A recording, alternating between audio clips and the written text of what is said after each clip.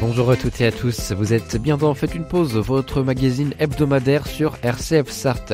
Au sommaire, aujourd'hui, nous vous parlerons du métier de tonnelier avec Sandy Servant de la maison Carnuta à Jupille.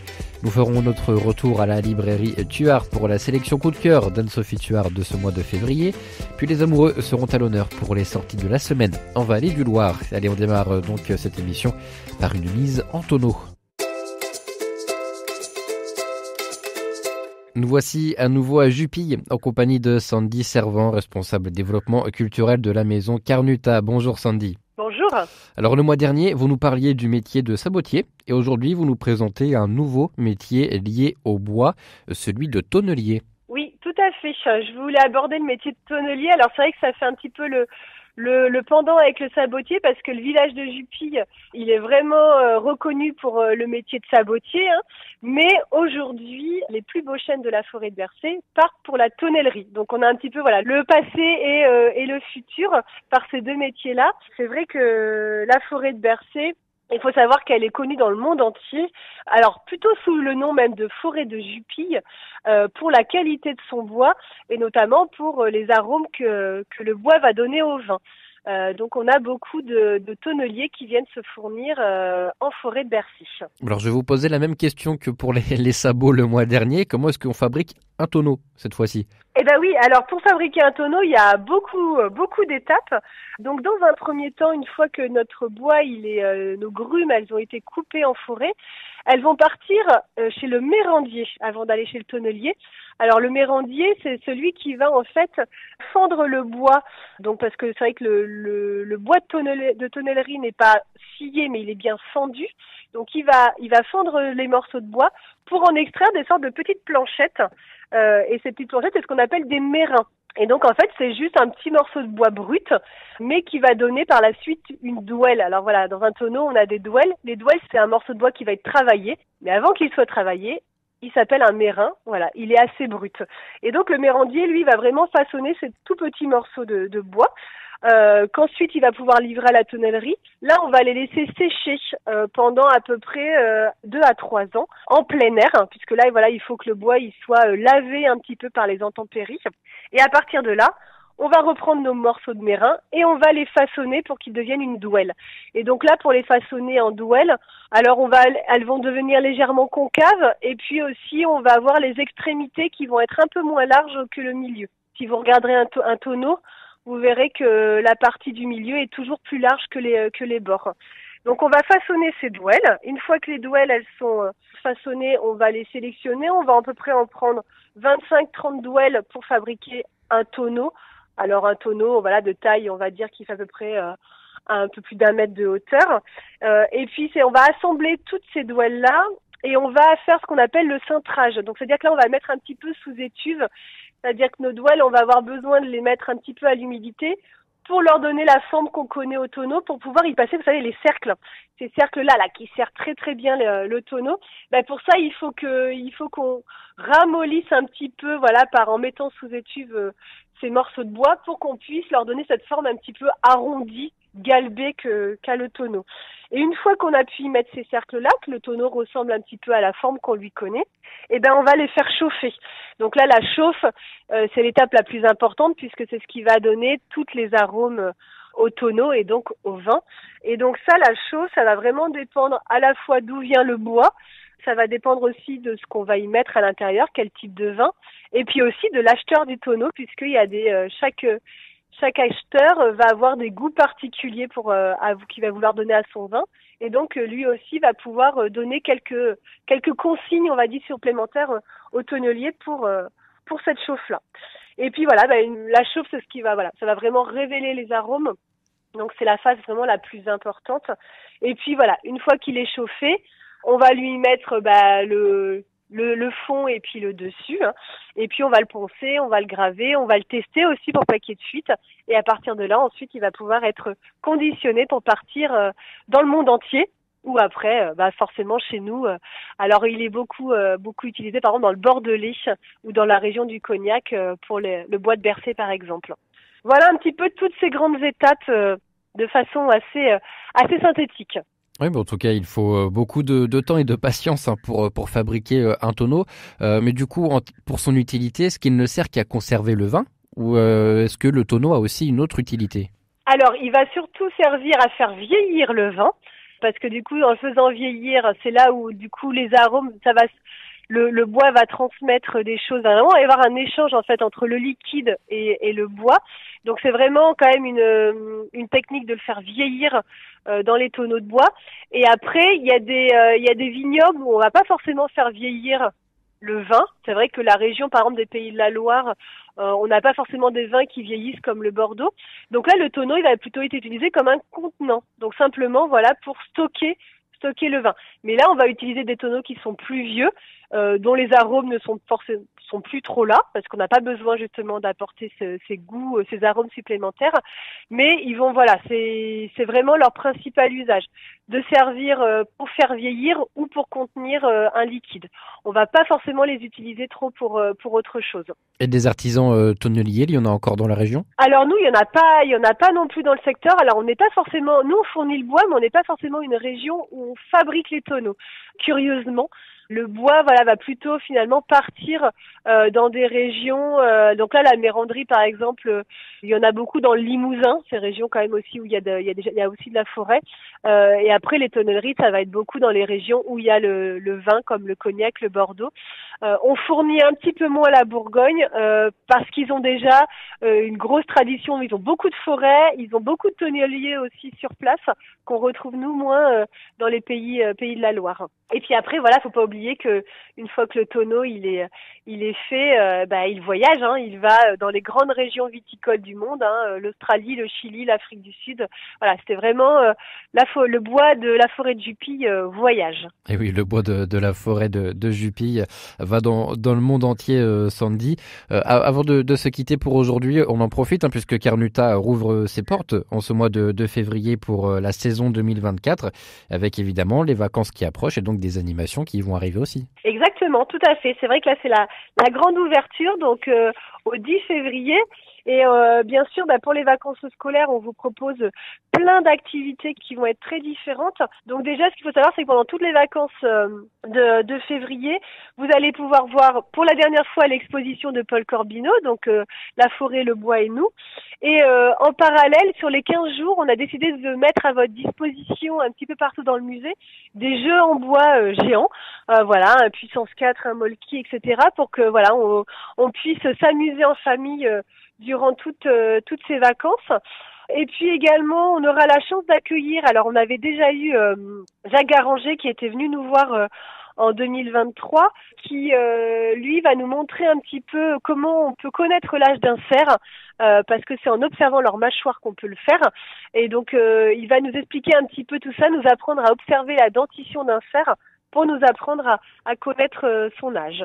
Et puis après, il y a des activités bien sûr pour toute la famille et pour les enfants. Donc on aura un petit ciné-goûter Youkou et la fleur de l'Himalaya. Donc ça qui sera le jeudi 29 février. On a les activités pour les tout-petits, le musée des tout-petits, où cette année on revient avec une nouvelle version. Voilà, donc pour ceux qui l'avaient déjà fait en 2023, vous pouvez revenir. Ce sera pas la même histoire, voilà, ça a changé. Et puis bien sûr, on aura des sorties en forêt en famille, avec des défis à faire, des défis forestiers, mais aussi des défis à faire dans le musée. Voilà, pas mal d'activités. Donc tout le programme, bien sûr, à voir sur Carnuta, mais surtout, faut pas oublier de s'inscrire, parce que le nombre de places est toujours limité. Et pour ça, on peut venir vous voir directement ou aller sur Internet. Voilà, soit sur Internet, soit un petit coup de fil, généralement c'est le mieux, soit venir bien sûr nous voir sur place. Eh bien, merci beaucoup, Sandy Servant, pour cette nouvelle chronique sur RCF Sarthe et de nous avoir parlé du métier de tonnelier. On vous souhaite bon courage pour cette nouvelle saison qui démarre et on se dit à bientôt. À très bientôt, merci. RCF Sarthe, la joie se partage. Vous êtes toujours dans Faites une pause. On file maintenant à la librairie Tuart au Mans. De retour à la librairie Tuart pour les coups de cœur littéraires de ce mois de février avec Anne-Sophie Tuart. Bonjour. Bonjour Benoît. 2 ouvrages pour ce mois-ci que vous nous présentez. 2 ouvrages écrits par 2 femmes, à commencer par Une enfance française de Farida Khalfa. Alors, c'est une femme, j'ai cherché un peu sur Internet parce que personnellement je connaissais pas, mais une grande de la mode. Elle a été mannequin, extrêmement jolie. On voit sur la couverture, elle a une chevelure magnifique et puis un regard extrêmement pour se battre, on va dire, vraiment énergique. Et on voit un peu comment elle est arrivée à cette idée de il faut se battre en forme plutôt symbolique. Mais elle a eu une enfance extrêmement difficile dans une grande famille algérienne d'origine, 9 enfants, dont 2 sont décédés, donc 11 enfants d'origine. Donc je vous situe un peu le cadre dans les logements très modestes dans la zone parisienne, et avec énormément de violence. Une mère et surtout le père, non seulement violence, alcool, enfin inceste, la totale. Elle grandit dans cette ambiance-là, savait même pas qu'on pouvait se parler dans un couple. Enfin, c'était un démarrage dans la vie, on va dire, bizarre et dur, et malheureusement, visiblement, ça existe, même dans notre pays ici. Et elle sort avec un côté extrêmement, je veux dire, élogieux dans la manière où elle arrive à côtoyer les plus grands de la mode. Elle fait après des documentaires. Le mannequin, elle dit, moi je fais pas grand chose, je vois les ateliers où les femmes travaillent vraiment, moi c'est pas un travail. Donc elle reste très modeste sur elle-même, visiblement des blessures qui sont extrêmement compliquées et qui resteront sans doute, mais je trouve que souvent je donne des exemples des femmes qui se battent ou des hommes qui sont dans des contextes nettement plus difficiles que nous, et c'est là où je me dis, comparons un peu nos vies à celles qui sont très courageuses, et c'en est une. Donc un combat avec Farida Khelfa, et le second ouvrage, j'imagine on va aussi parler de combat puisqu'il s'intitule Guerrière, c'est signé Cécile Alix. Alors, quand je sais pas quoi choisir en lecture, je vais souvent dans le rayon ado, et c'est un livre qui sortait dans une collection pour ados, mais je trouve beaucoup mieux pour adultes. C'est 2 enfants dans un tout petit bled en Afrique où ça se vit en harmonie. Enfin, l'agriculture est le seul revenu et la seule nourriture d'ailleurs, et une petite avec son frère jumeau vivent dans le calme, modeste, très bien, et arrivent donc les rebelles comme dans certains pays africains, et c'est encore aujourd'hui le cas, qui tuent tout le monde. Non seulement que eux ils tuent, mais ils disent aux enfants de tuer leurs parents. Alors les jumeaux, ils ont tous les deux une arme pour tuer. Le frère dit vite à sa sœur, tu tires sur les pierres, et c'est lui qui tue leurs 2 parents pour qu'elle ait jamais cette culpabilité qui évidemment dure toute sa vie. Et puis ils sont partis avec les rebelles comme enfants soldats. Et à partir de cela, on les suit, dur oui, mais en même temps c'est raconté par la fille, et donc reste un regard extrêmement positif et même naïf et même étonnant. Elle va s'en sortir, on le sent. Enfin, c'est toute l'histoire du livre. Elle vit des choses certes très très difficile, et on s'imagine jamais comment les enfants soldats sont accompagnés pour devenir soldats et aller à leur tour tuer d'autres villageois. C'est très beau, extrêmement nécessaire, parce qu'on peut dire aussi oui, enfin c'est dur, oui, sauf que notre première responsabilité, on n'y peut rien, c'est évident, mais la première responsabilité de savoir et d'en parler et de prendre en compte ces drames qui sont en notre époque absolument pas tolérables. Eh bien, merci beaucoup. Anne-Sophie Tuard, Une enfance française de Farida Khelfa, c'est aux éditions Albin Michel, et Guerrière de Cécile Alix, c'est aux éditions Slalom, et donc à venir découvrir à la librairie Tuard, bien sûr. Merci beaucoup, Anne-Sophie. Et on se donne rendez-vous le mois prochain. À très bientôt. Merci, Benoît.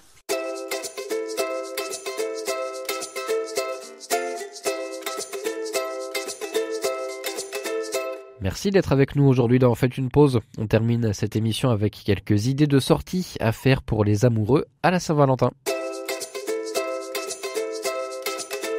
Nous sommes de retour dans le sud de la Sarthe aujourd'hui, et plus précisément dans la vallée du Loir, avec Margot Seillet de l'Office de tourisme de la vallée du Loir. Bonjour. Bonjour. Alors Margot, aujourd'hui, à quelques jours de la Saint-Valentin, en ce milieu du mois de février, vous nous proposez bien quelques petites idées d'escapade pour les amoureux, c'est ça ? Voilà, c'est ça. Je vous propose de découvrir le côté romantique de la vallée du Loir.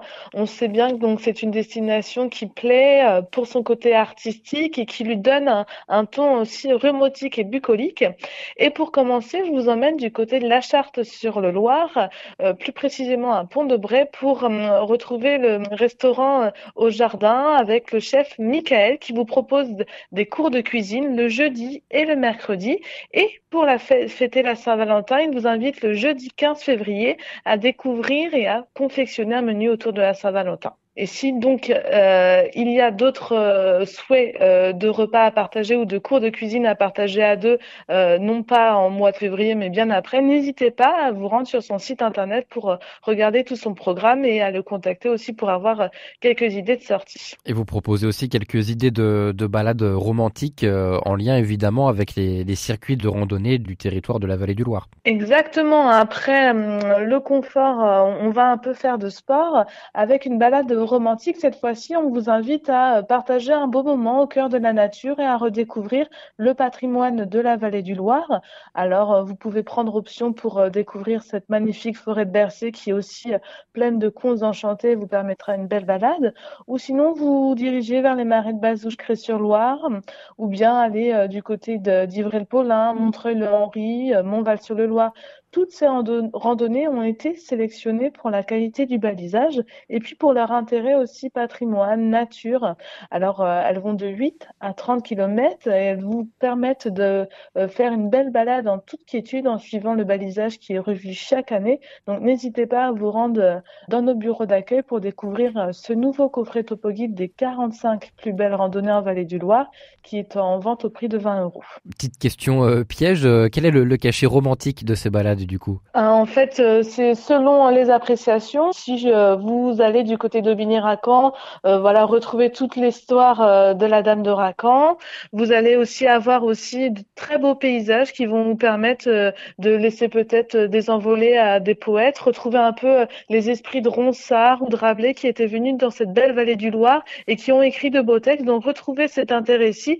Et puis, c'est toujours sympathique de pouvoir se retrouver un peu au cœur de la nature, lâcher ses téléphones portables, son quotidien et avoir une bulle de bonheur en face à face pour profiter l'un de l'autre dans ces belles soirées. Et puis pour en profiter un peu plus longuement que la seule journée du 14 février, il y a aussi des hébergements qui sont à disposition des passants. Tout à fait, voilà, pour prolonger un peu l'escapade et ne pas faire qu'une balade, prolonger la soirée avec une nuit romantique. Donc là, on a de nombreuses adresses. N'hésitez pas à nous contacter, Office de tourisme, pour pouvoir avoir l'adresse qui conviendrait au mieux à vos besoins. Je vous en cite quelques-uns. Nous avons les nouveautés, donc les Safari Suites du Zoo de la Flèche qui là vous offre un tête-à-tête en plus d'être en amoureux face aux animaux, face aux guépards et aux lions. Vous avez aussi niché au cœur de la forêt de Bercé le Kota finlandais, là, qui est un logement un peu plus insolite, qui vous permet de retrouver vraiment un petit cocon chaleureux pour un week-end en amoureux. Et puis enfin, la Crocherie, le Gîte des Elfes, qui est un corps de ferme de 1860, qui a été rénové avec soin et avec vraiment une touche particulière. Et puis, les propriétaires sont vraiment aux petits soins avec vous, donc n'hésitez pas à vous rendre du côté de Beaumont-Pied-de-Bœuf. Vous pouvez même mêler une randonnée qui fait partie du coffret Topo Guide pour pouvoir donc profiter d'un week-end en pleine détente au cœur de la nature. Et on précise pour terminer que toutes les infos, que ce soit les hébergements, les cours de cuisine ou encore les balades, sont centralisées auprès des différents offices de tourisme du territoire. Bien évidemment, et puis sur notre site internet, et puis pour n'importe quelle question, vous n'hésitez pas à nous contacter. On sera ravis de coudre pour vous au point un beau week-end, une belle escapade qui correspondra à vos envies. Merci beaucoup Margot Saillet de nous avoir donné quelques idées d'escapade à faire pour les amoureux pendant la Saint-Valentin qui arrive du côté de la vallée du Loir. Et on se dit à bientôt sur RCF Sarthe. Et bien voilà, faites une pause, c'est terminé pour aujourd'hui. Merci de nous avoir suivis, je vous donne rendez-vous la semaine prochaine pour de nouvelles aventures.